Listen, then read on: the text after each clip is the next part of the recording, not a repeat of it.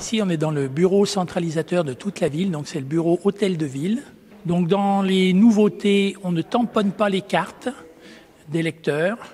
Sinon, tout le monde doit avoir un masque. Là, je l'ai enlevé parce que sinon, c'est difficile de parler devant un micro. Sinon, on est dans les règles habituelles. Il n'y a rien de particulier, si ce n'est qu'on a le droit à 2 procurations au lieu d'1. Et je suis mandant pour un ami qui habite en Écosse, mais qui a son adresse ici à Chambéry et qui s'appelle Patrick Frison. Comme il n'y a pas d'avion pour venir en France depuis l'Écosse en ce moment, donc il m'a demandé de voter pour lui, et je le fais avec plaisir. C'est quand même la vie de la ville. C'est quand même bien de savoir où on va. La bonne raison, c'est que les finances publiques sont bloquées automatiquement du fait que l'ancien maire ne peut pas prendre des décisions et il n'y a pas de nouveau maire. Donc c'est quand même important qu'on ait de nouveau une municipalité qui marche. Alors, nous avons tous des masques, même des visières qui sont là-bas. Moi, pour l'instant, je ne l'ai pas mise. Nous avons un sens de circulation, y compris pour la salle, quand les gens vont se mettre pour choisir leur bulletin de vote.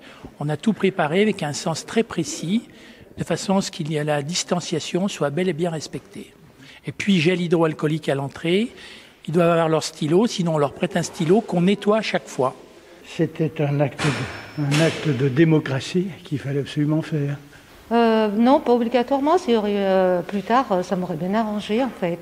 Parce qu'en fait, le coronavirus est toujours là et les distanciations de sécurité ne sont pas automatiquement respectées. Ils auraient dû mettre le masque obligatoire à tout le monde, partout, dans tous les commerces, les restaurants qui ne respectent pas d'ailleurs.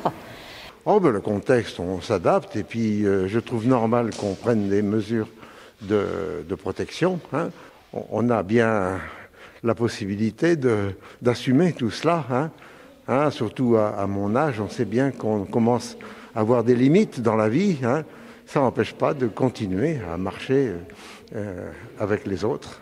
Je vais partir tout à l'heure avec le maire faire le tour des 36 bureaux. Et puis ce soir, tous les résultats seront concentrés ici au rez-de-chaussée. Et on promulguera les résultats, on verra à quelle heure.